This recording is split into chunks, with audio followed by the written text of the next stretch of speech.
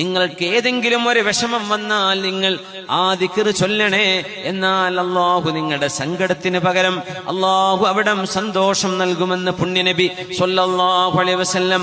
അല്ലാഹുമ്മ ഇന്നി അബ്ദുക ഇബ്നു അബ്ദിക ഇബ്നു അമതിക നാസിയതി ബിയദിക മാളിൻ ഫിയ ഹുക്മുക അദ്ലുൻ ഫിയ ഖളാഉക അസ്അലുക ബികുല്ലി ഇസ്മിൻ ഹുവ ലക സമ്മൈത ബിഹി നഫ്സക ഔ അൻസൽതഹു ഫീ കിതാബിക أو علمته أحدا من خلقك أو استأثرت به في علم الغيب عندك أن تجعل القرآن العظيم ربيع قلوبنا ونور صدورنا وجلاء أحزاننا.